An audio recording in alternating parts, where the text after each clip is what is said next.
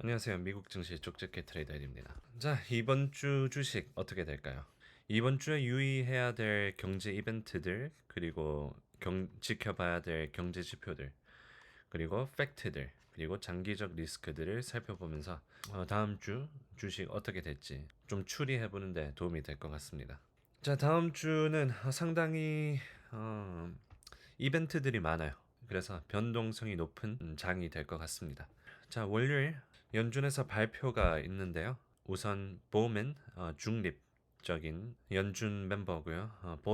보스틱은 매파입니다. 그래서 중립과 매파의 스피치가 있는데 제 생각에는 최소 지지난주부터 이 연준이 입을 맞춘 것 같습니다. 이제 좀 매파적으로 얘기를 해서 시장이 연준에 대한 믿음을 되찾고, 왜냐면 인플레이션에 대한 염려를 계속 달래주고 있었습니다. 그런데 이제 달래주는 걸 멈추고 이제 좀 경각심을 주려고 하는 그런 스탠스를 취하고 있는데요. 그래서 중립이건 비둘기건 전부 다 매파적으로 얘기할 것 같기 때문에 9시 반 시장 열리자마자 이분들이 연설을 합니다. 그래서 증시가 우상향하도록 도와줄 것 같지는 않고요. 그리고 11시에는 소비자 인플레이션 예상치가 나옵니다. 그래서 이거 주시해 볼 만하고, 그리고 12시 반에는 에반스 연준 비둘기지만 네, 제가 얘기했듯이 증시가 우상향하는데 도움을 줄 것 같지는 않습니다. 네, 월요일이었고요. 그리고 화요일 8시 반에 시장 시작하기 1시간 전에 3월달 인플레이션 결과가 나옵니다. 그래서 지금 시장에서 예상하고 있는 것은 8.5%고요. 네, 2월달 인플레이션은 7.9%가 나왔습니다. 그리고 예상치만큼 딱 나왔고요. 지금 컨센서스는 8.5%입니다. 이번에 8.5를 딱 걸어줄지 아니면 더 올라갈지, 8.5 이상 나오면 증시가 내려갈 가능성이 크고요.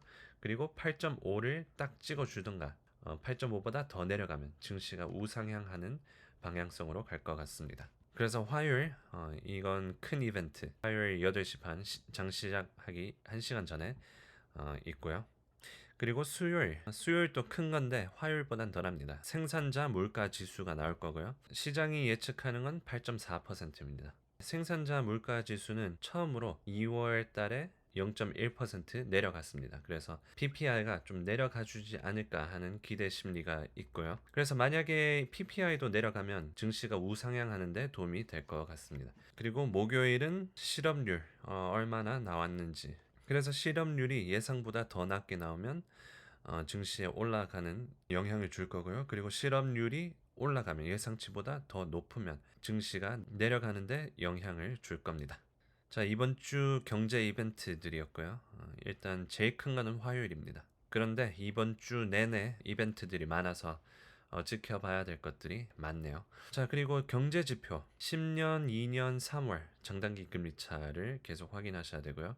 네, 파랑색이 10년, 2년 장단기 금리 차인데 여기 딱 역전을 잠깐 했다가 딱 튀어오르는 모습입니다. 10년 그리고 3개월 장단기 금리차는 계속 올라가고 있고요.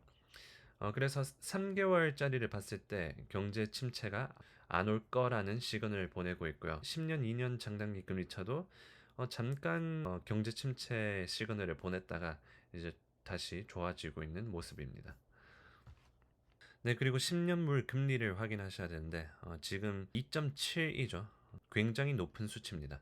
며칠 전에만 해도 2.5 밑에서 계속 있다가 갑자기 연준에서 매파적인 스탠스를 취하자마자 쫙 올라갔어요. 그래서 10년물 금리가 좀 내려와줘야 증시에 우상향하는 활력을 줄 것 같습니다. 지금 이대로 계속 있으면 증시의 상승장에 도움이 되지 못해요. 이게 계속 이대로 유지하거나 더 올라가면 증시가 계속 하방에 프레셔가 있을 겁니다. 10년물 금리가 2.5 밑으로 와주면 단기적 상승장의 시작이라고 보면 되겠습니다.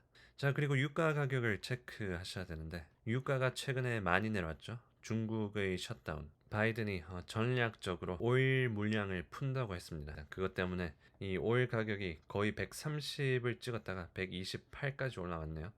128까지 찍었다가 다시 100으로 내려오는 상황이고요. 이게 계속 낮게 유지되면 상승장에 도움이 될 거고 다시 110쯤으로 올라가면 증시가 하방으로 가는데 영향을 미칠 겁니다. 네, 그래서 지금 팩트들 10년물 금리가 폭등했죠. 계속 폭등하고 있습니다. 2.7까지 폭등했죠.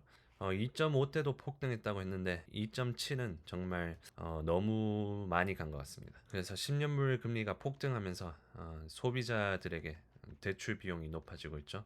이 전체적으로 대출 비용이 높아지고 있습니다. 그러면 소비자 구매력 저하로 이어지고요.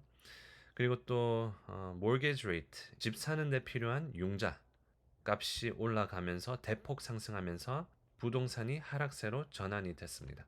그럼 집값이 내려가면서 어, 집이 사람들의 재산이니까 재산이 내려가면서 소비자 구매 심리가 저하됩니다. 그래서 연속으로 소비자 구매력이 저하가 되는 상황이고요. 경제 지표가 여전히 좋습니다. 대신 연봉 인상 속도는 인플레이션을 여전히 못 따라잡고 있고요. 또한 소비자 구매력 저하입니다. 그리고 5월 달에 FOMC 미팅 때 금리 인상 0.5%할 가능성이 높죠. 그리고 5월 달에 양적 긴축 발표할 가능성도 높고요. 증시에 프레셔를 가하고 있고요. 지금 유가 가격이 100달러인데 여전히 높은 가격이고요.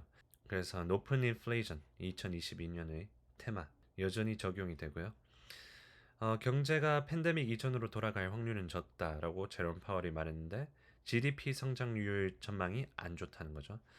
실제로 GDP 성장률이 안 좋습니다, 지금. 인플레이션을 감안하면 GDP 성장률이 굉장히 저조한 상태고요. 그리고 10년 장단기 금리 차는 하락세였지만 이제 다시 좀 튀어오르고 있죠. 그래서 경제 침체 신호등 깜빡거리다가 이제 다시 꺼지고 있는 상태고요. 10년 그리고 3개월 장단기 금리 차 이거는 방금 보셨다시피 경제 침체 문제 없다고 신호를 보내고 있습니다. 그래서 지금 상황이 굉장히 애매한 상황입니다. 내려갈 것 같으면서도 올라갈 것 같으면서도 굉장히 어려운 시장이고요. 어려운 시장에서는 현금을 보유하셔야 됩니다. 이거는 뭐 너무 진부하게 들릴 수도 있지만 저도 트레이딩을 하면서 거의 항상 장 마감 전에는 웬만하면 전부 다 다시 현금화로 해놔요. 스윙이나 단타 위주로 지금 하고 있고요. 이제 폭락이 오고 난 뒤에 이 캐시를 다 때려 붓고 장기 투자를 할 예정입니다. 네, TQQQ 차트인데요. 제가 예전에 보여드렸듯이 2018년 10월에 연준에서 금리를 올리기 시작했죠. 그때 중국이랑 미국이랑 무역 전쟁도 있었고요. 그때 연준이 급하게 금리를 올리면서 TQQQ가 2개월에 걸쳐서 50% 반이 날아갔습니다. 굉장히 큰 하락을 했었죠. 그런데 지금이랑 그때랑 상황이 다른 게 뭐냐면 지금은 연준에서 2018년 때 이때 욕을 엄청나게 먹었죠. 그래서 이제 정신 차리고 시장이랑 엄청나게 여태까지 이런 적이 없었을 정도로 이 커뮤니케이션이 굉장히 원활해요.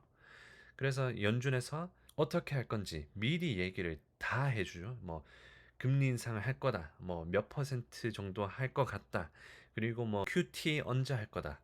뭐 이런 걸 정말 잘 얘기해 주고 있어요. 그리고 잘 달래주면서 시장의 충격을 최소한으로 하려고 지금 노력하고 있는 게 보입니다. 이 2018년도 때랑은 달라요.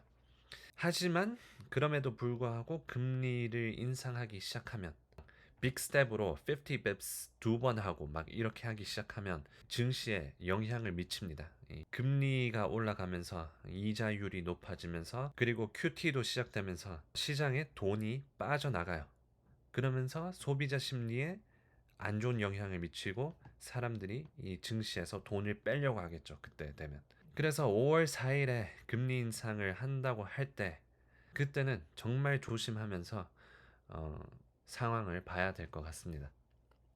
네, 위클리 차트고요.